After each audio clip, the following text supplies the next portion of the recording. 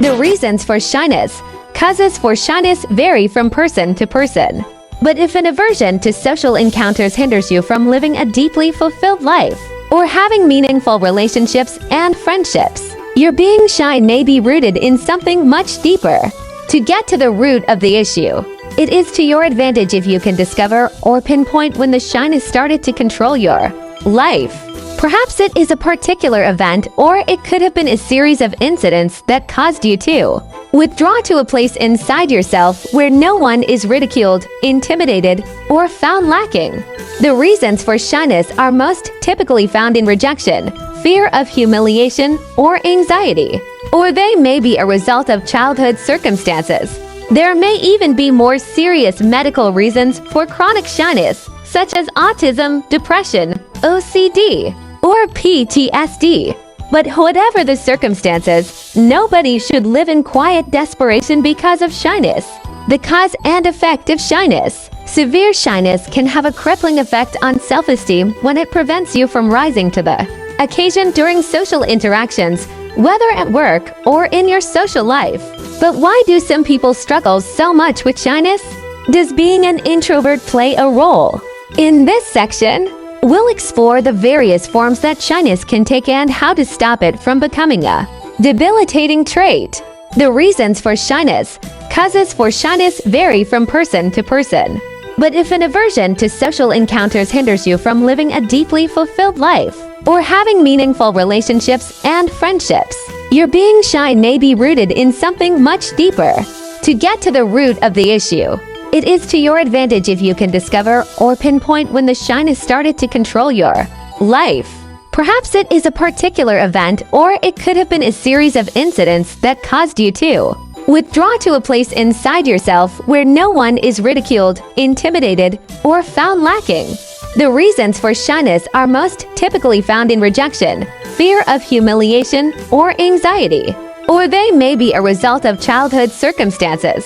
There may even be more serious medical reasons for chronic shyness, such as autism, depression, OCD, or PTSD.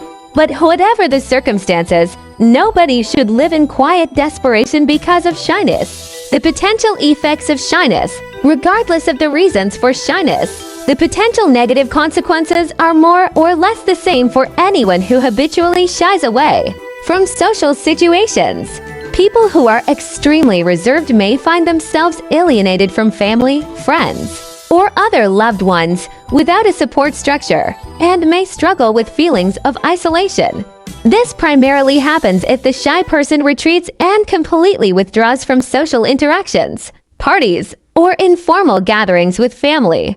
These are lonely people who doubt themselves and their abilities, yet desperately want to join in and participate. However, they are unable to do so due to being so shy. Methods to handle negative feelings. There are many ways in which destructive thoughts can be handled without avoiding social situations. Stop self-criticism. While it is natural to want to blame yourself for whatever situation you're in, it is imperative that you rid yourself of all negative self-talk. Concentrate on your good qualities to overcome the fear of social judgment. Become a happy person. Stop comparing yourself. Every human being is unique, and comparing yourself to others does more damage than any other learned behavior. If you do, you will always find yourself falling short, which reinforces feelings of insecurity. Change your thought patterns to focus on positive outcomes instead of dwelling on the negative. Conquer rejection. Use any rejection that you may have experienced as a motivator to achieve your goals, dreams, and desires. Find some good ways to respond to rejection, and use these whenever you find yourself in situations where you feel left out or alienated. Instead of reacting in a negative way, think of something positive about yourself. This helps you grow as a person. Release the anger. If you're a shy person, deep-seated anger may take hold of you as a result of past bad experiences you may have suffered. However, latent anger is destructive and needs to be released in a healthy way, such as through talk therapy or physical exercise. We cannot make any meaningful connections with others when we're angry. Don't catastrophize events. If someone hurt or disappointed you, or if you hurt another person, Don't spend days reliving the incident and making it out to be worse than it was. Sort out a problem as soon as it happens. Be willing to apologize and make an effort to be kind. Face your fears. Fear is an emotion designed to protect us in unsafe situations, but fear can hinder us from loving life and living it to the fullest. A natural response to fear is to hide and avoid contact with others, but this negatively influences our relationships.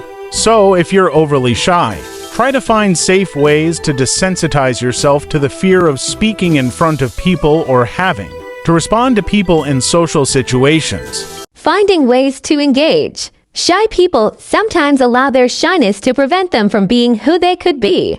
Perhaps you feel you're not worthy of having meaningful relationships or doing something valuable, or that there is someone else who would do a better job.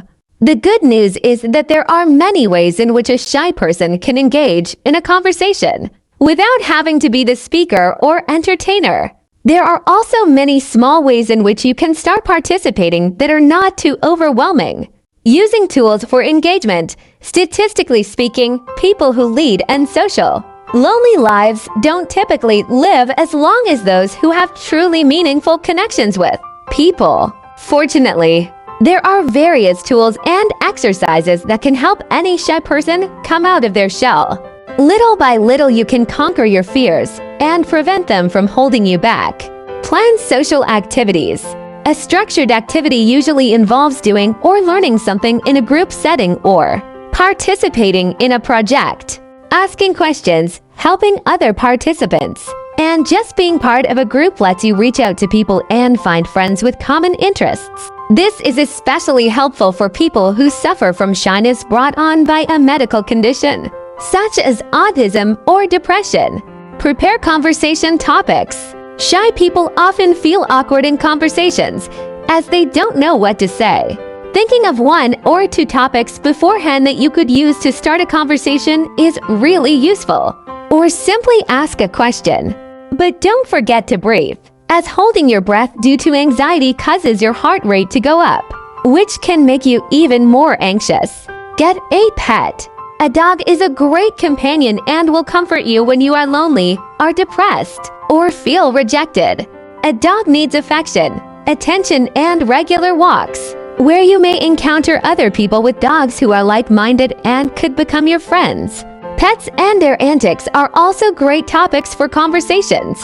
Find a wingman or woman. Find a friend who knows you very well, who can accompany you to social events. Ask them to stay at your side to start conversations or help in awkward situations. Their presence can lend a calming effect and enable you to relax and be yourself. Find support. You may find help and significant friendships in a support group where people share their difficulties and how they overcome problems. They will encourage you to share your story in a safe environment where you can practice communicating and participating.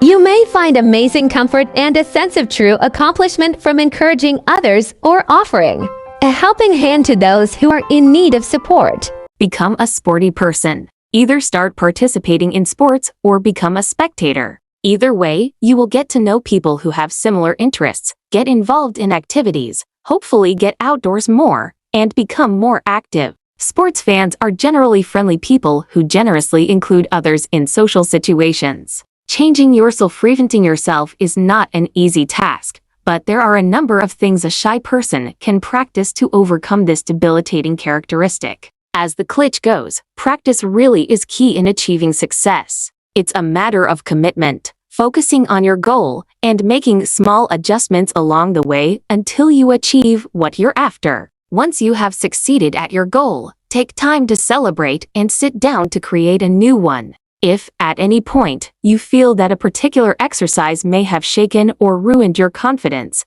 take some time to rebuild with the support of your loved ones. Participate non-verbally. If you are too shy to speak up or too afraid to share your opinion, you can always participate in a conversation in a non-verbal manner. Listen attentively and use facial expressions such as nodding, making eye contact with the speaker and the others in the group, smiling, and laughing.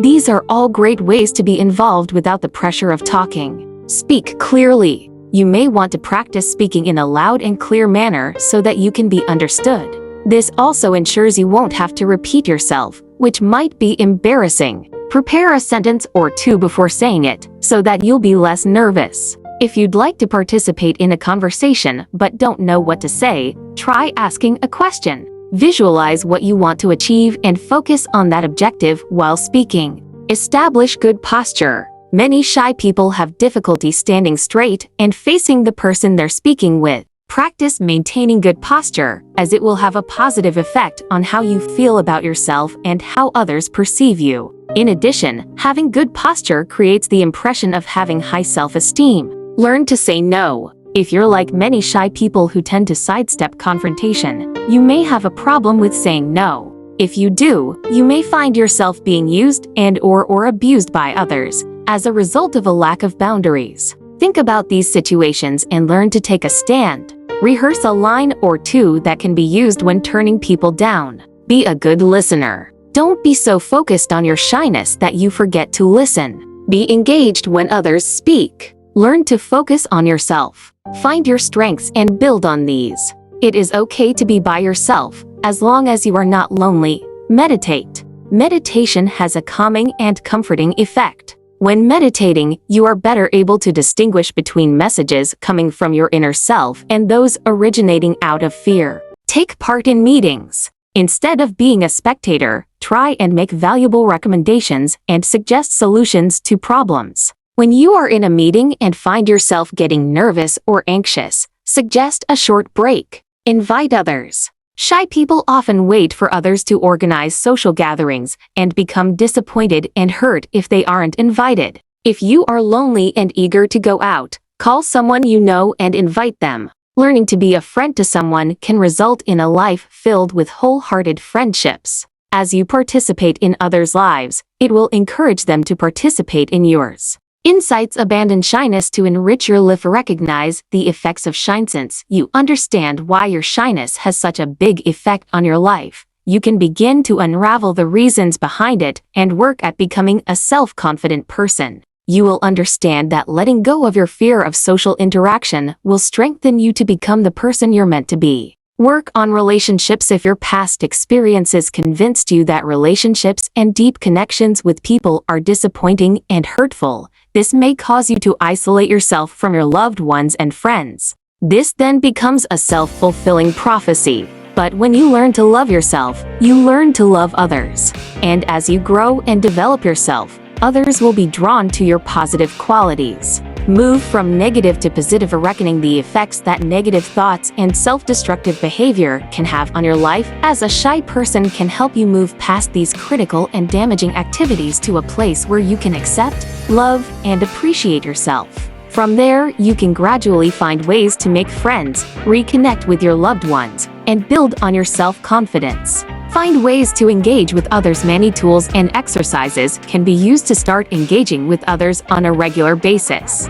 Being part of a group activity, participating in a social environment, as well as making contact with like-minded people will pave the way for a more appealing life that includes meaningful connections. Move from shyness to self-confidence with perseverance and steady progress. You can work on the barriers that keep you from living a prosperous life. Learning to participate in conversations, both verbally and non-verbally, correcting how you speak and carry yourself, and being a listener and friend can contribute to increased self-confidence. Conclusion: statistics show that people who live solitary lives don't live as long as those who enjoy deep and meaningful connections with family and friends. Each step you take to vanquish the fear that is holding you back will add more years to your life and, perhaps, more life to your years.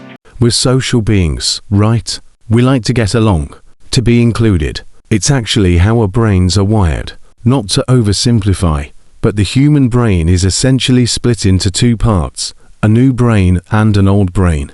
The old brain is what's left over from before we were as highly evolved as we are now, or as evolved as we think we are. But when someone ignores us, talks over us, appears angry, or shouts at us, you know that knee-jerk response you get that you can't control. That's the old brain, or amygdala, being triggered. When it's in charge, we typically don't communicate well. We're disorganized. We're acting on impulse. Then there's the newer part of our brain. This part, technically called the prefrontal cortex, is activated when someone is friendly towards us, when we pick up on positivity, when someone makes us feel liked, or that we can trust them. When this part of the brain is in charge, we want to engage with others, connect, discover, and we're able to do so using what scientists call our executive communication skills, organizing our thoughts, waiting our turn to talk, retaining information, and regulating our emotions. So when we communicate, there's a lot going on behind the scenes. And if you want to be liked, to get along, to make yourself understood, you need to behave in a way that stimulates the new brain, not the old. You want to encourage inclusion and be approachable. We all want to be approachable, right? But you can't tap into someone's brain directly. So you need to start off right, make eye contact, and smile. Then you can show an interest and empathize with the other person. If you do, chances are the other person will appreciate the effort, and they may even subconsciously mirror your actions, which helps connection along. Empathy and caring, they go a long way towards helping us feel we belong.